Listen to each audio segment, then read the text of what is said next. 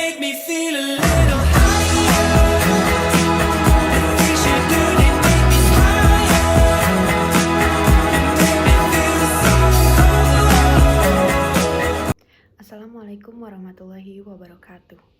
Saya Nurul Ramadia Majid, Sistem Operasi 4E. Baiklah, di sini saya akan menjelaskan materi mengenai penjadwalan proses pada CPU. Langsung saja, berikut penjelasannya. Penjadwalan proses CPU pada sistem operasi. Algoritma penjadwalan pada CPU menggunakan sistem operasi memiliki tujuan, yaitu untuk meminimalisir waktu menganggur atau idle time pada CPU. Terdapat beberapa metode penjadwalan proses pada CPU, diantaranya yang pertama, first come first served atau FCFS, yang kedua, shortest job first atau SJF, yang dibagi menjadi dua bagian, yaitu non-preemptive dan preemptive. Yang ketiga, priority scheduling. Yang keempat, round robin, yang terbagi menjadi tiga bagian, yaitu round robin FCFS, B round robin SJF non-preemptive, dan yang terakhir SJF preemptive. Yang akan saya jelaskan di sini adalah tiga, yang diantaranya first come first serve atau FCFS, yang kedua shortest job first atau SJF non-preemptive, dan SJF preemptive. First come first serve atau FCFS ialah proses yang dating pertama akan dilayani terlebih dahulu, tidak peduli apakah itu burst time-nya panjang ataukah pendek. Pada tabel berikut ini ada contoh dari sebuah CPU dengan arrival time atau ET dan burst time atau waktu yang dibutuhkan untuk menyelesaikan sebuah proses. Dari P1 sampai P5 diminta untuk kita menentukan rata-rata waktu dengan menggunakan algoritma FCFS. Ini akan kita buat dengan Gantt chart. Pada waktu yang 0, P1 dimasukkan ke antrian dan langsung diproses dan ditandai dengan kotak berwarna biru. P1 ini akan dijalankan sampai waktu yang ke-12.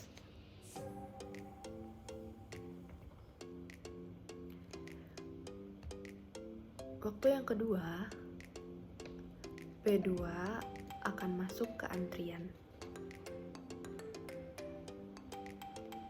Kemudian, waktu yang ketiga, P3 akan masuk ke antrian.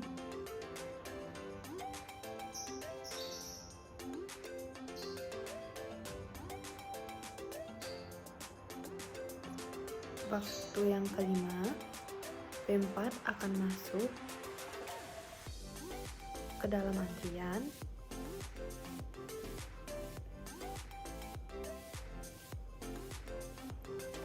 Dan P5 akan masuk ke dalam antrian yang ke-9. Dan pada posisi yang ke-12 ini, P1 dikerjakan dan P2 akan dieksekusi terlebih dahulu daripada proses lainnya yang masuk ke dalam antrian. Karena P2 datang lebih dulu daripada proses lainnya. P2 membutuhkan waktu sebanyak 8 untuk mencapai ke 20. Ketika sudah berada di 20, maka P2 selesai. Kemudian masuk ke P3 hingga P5. pada P3 memiliki waktu burst time sebanyak 5. Waktu tersebut ialah pemrosesan untuk P3 ketika P3 selesai dilanjutkan oleh masuknya P4 dan P5.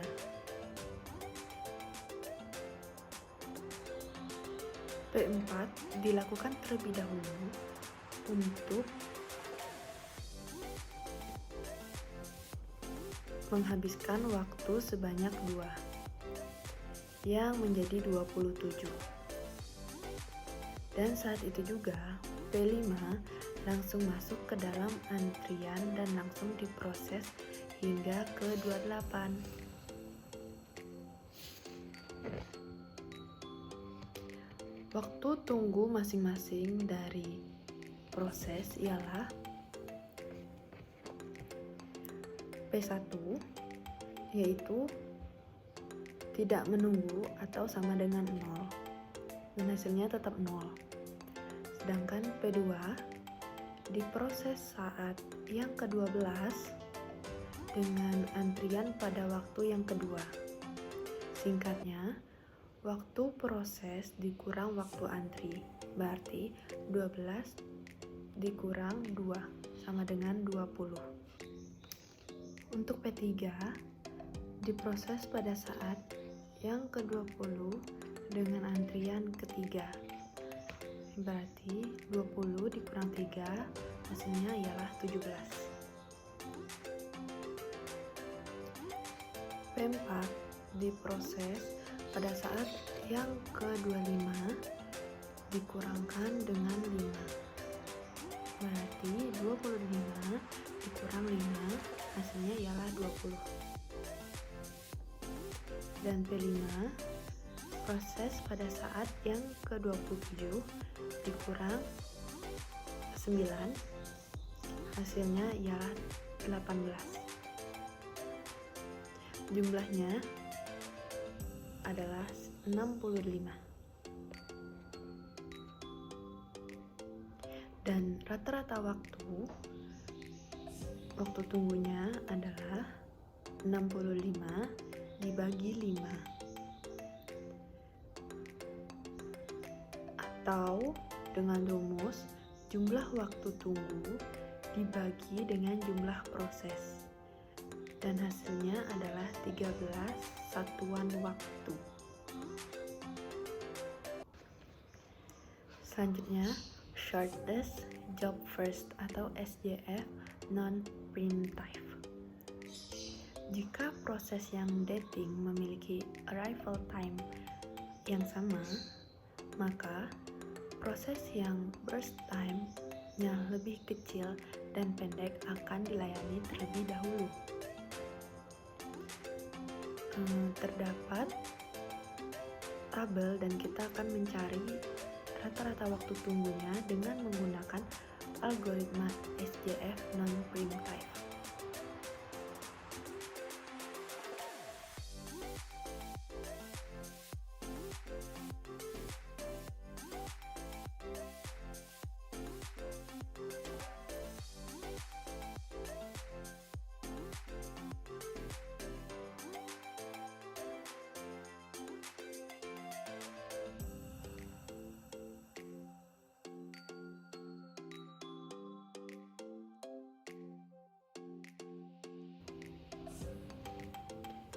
Pada saat 0,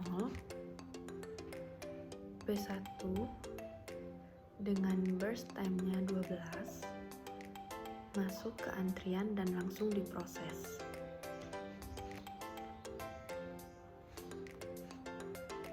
Saat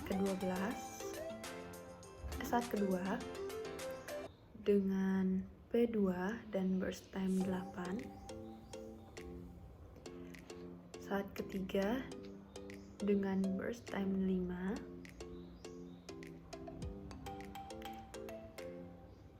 dan saat kelima dengan P4 dan burst time-nya 2. Saat ke-9 dengan P5 dan burst time-nya 1. P1 diproses hingga waktu ke-12 karena tidak ada yang menyamai waktu kedatangan P1 dan juga pada proses ini tidak ada yang mendahului proses yang pertama.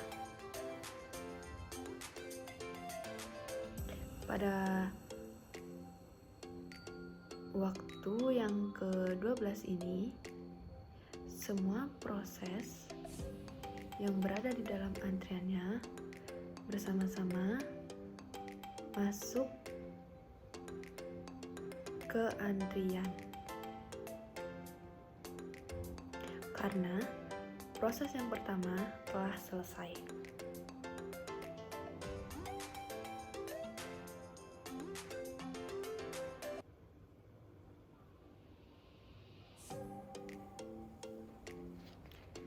Ketika semua proses memiliki arrival time yang sama, maka dieksekusi dengan nilai burst time yang paling kecil.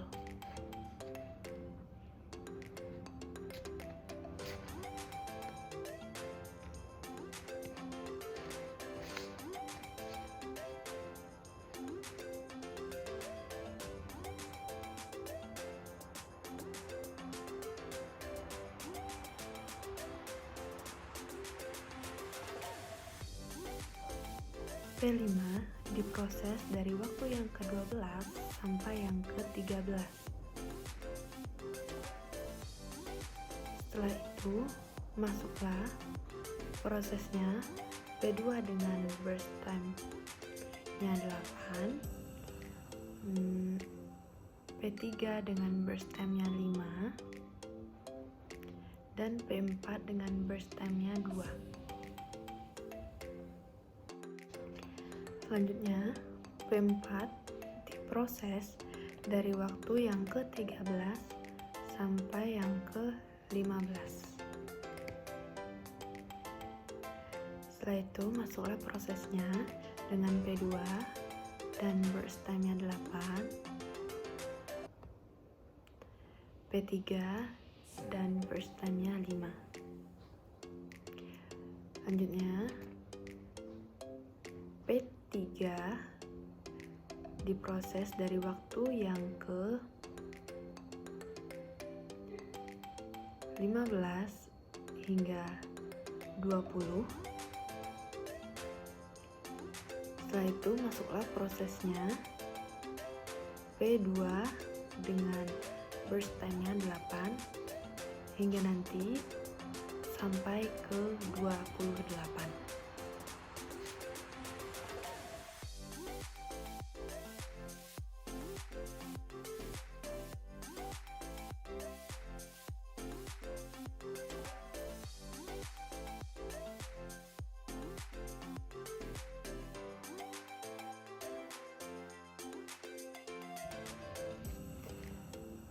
Dengan waktu tunggu dari masing-masing sistem operasi proses tersebut ialah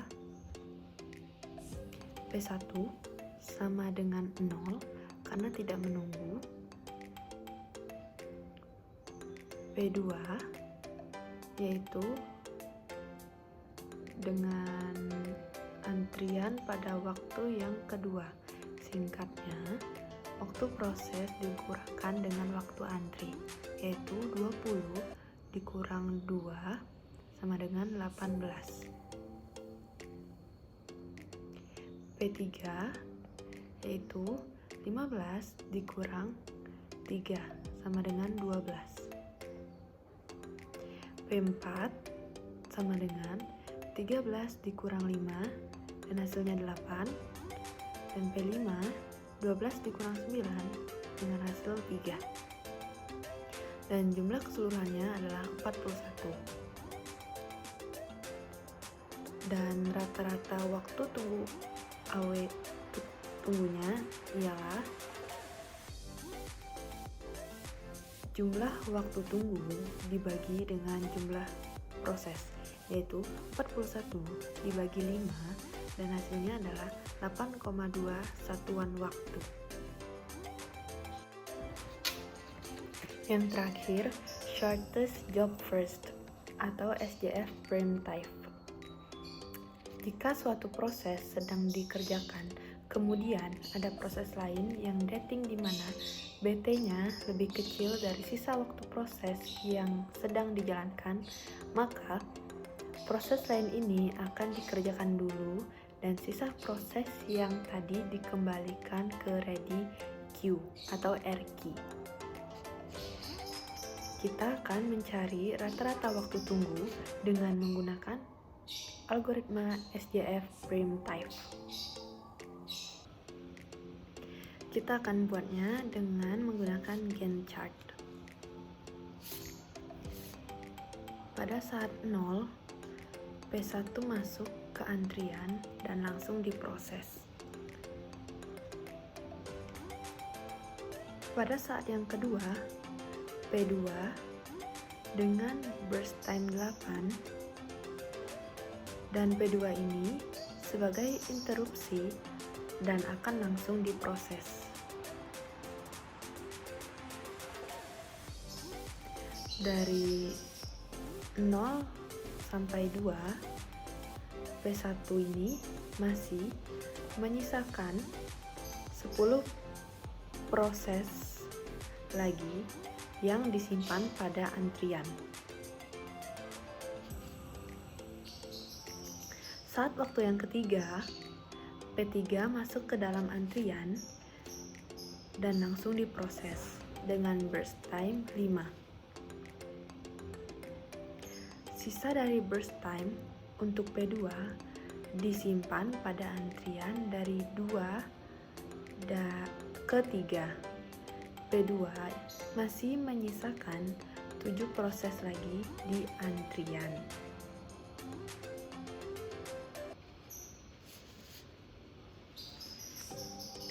Saat yang kelima, masuk P4 dengan burst time 2 dan langsung diproses. Saat yang di P3 masih menyisakan 3 proses lagi di antrian. Ketika P4 selesai, maka P3, P2, dan P1 masuk ke dalam antriannya. Dibandingkan dengan ketiga burst time ini, maka P3 ialah yang memiliki burst time terkecil. Pada saat yang ke-9,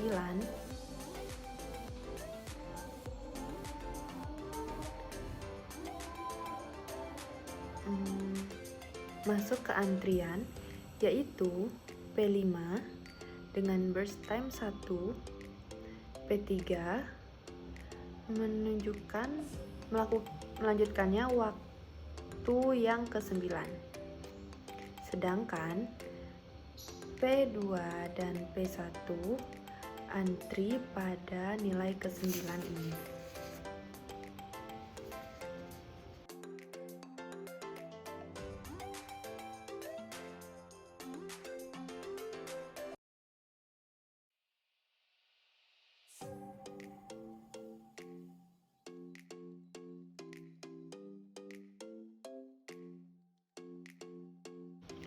Pada saat ke-10, P5, P2, dan P1 masuk ke dalam antrian, kemudian P5 diproses dengan burst time-nya 1.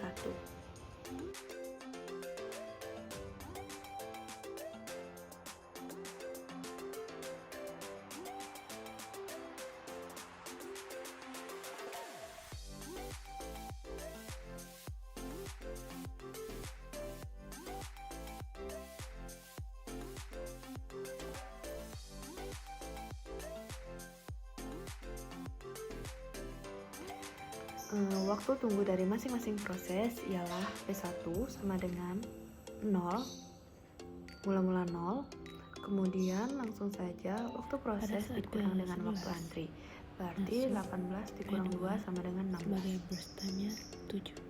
P2 sama dengan, yaitu 11 dikurang 3 dengan jumlah 8, Dan yang P3 sama dengan 7 dikurang 5 dengan yang hasilnya 2. dan P4 5 dikurang 5 sama dengan 0. 28. Dan P5 10 dikurang 9 sama dengan 1. Jumlah keseluruhannya ialah 27. Dan rata-rata waktu tunggu ialah dengan rumus jumlah waktu tunggu dibagi dengan jumlah proses, yaitu 27 dibagi 5 adalah 5,4 satuan waktu. Maka dari itu, di antara ketiga proses yaitu FCFS, SJF non-primitive, dan SJS primitive, rata-rata waktu tunggu yang paling kecil ialah dimiliki oleh SJF primitive. Itulah penjelasan singkat mengenai penjadwalan proses CPU pada sistem operasi yang dapat saya sampaikan. Kurang lebihnya mohon maaf. Wassalamualaikum warahmatullahi wabarakatuh.